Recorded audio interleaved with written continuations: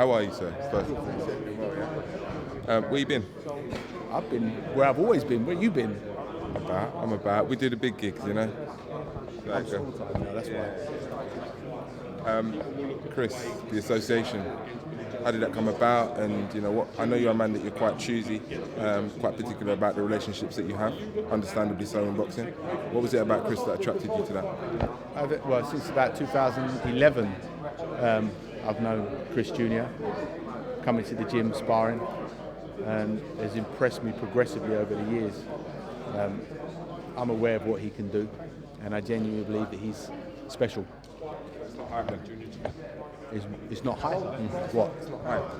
No, We're saying that. no. But in time, everything comes out, right? And in time, we will see. This fight here, I just asked Mr. Collins what he thought about them meeting at this stage. They could have avoided it, I suppose.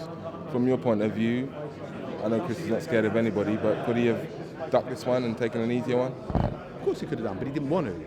And it wouldn't have done justice to his ability and his potential to avoid fights like this. But that's not what he is.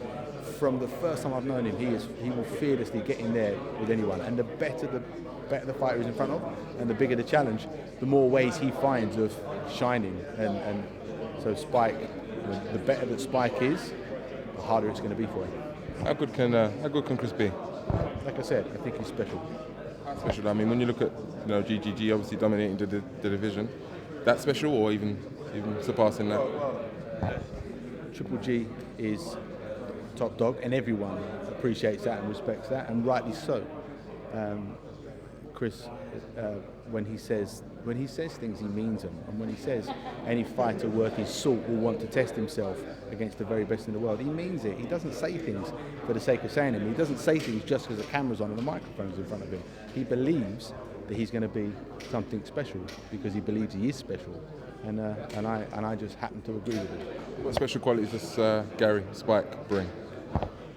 The qualities he brings is that he's a very strong, tough, competitive, strong punching middleweight who wants to fight and is prepared to fight, and he's picked up some solid experience over the years as well. Firstly working with Pascal and Steve, and also with the sparring that he gets and the places he's been, and that's what's got him to this point in this fight. Not the Twitter terrorism. No. You think, fighters these days use social media to not just promote themselves but make fights. And it wouldn't be the first one. I've seen it up close and personally on a few occasions.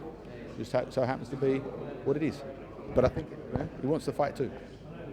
Can he go on to be a world title holder, do you think? I mean, you said it in the press conference, you think he's genuinely world class. What about him is world class? That's what I'm trying to ascertain. Well, that's like I say, I think he's got world class ingredients, and any world class fighter can pick up a world title. It's a fact.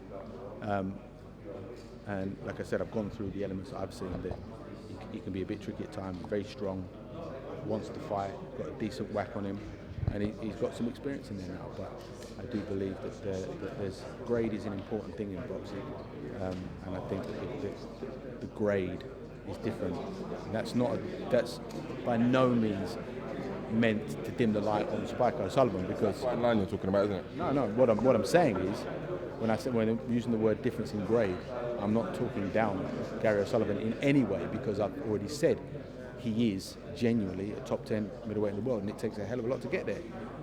I do believe that Chris has something special about him. Could 2016 be for Chris Jr. if he was to come through this fight successfully? We'll see. One thing at a time, right? December the 12th and Gary O'Sullivan. Come on, man. If you won, you didn't answer it, so. It's not even in our vocabulary on a daily basis. 2 men entering the ring, you never know, anything can happen. Pardon? 2 men entering the ring, anything can happen. And that's why people are going to tune in.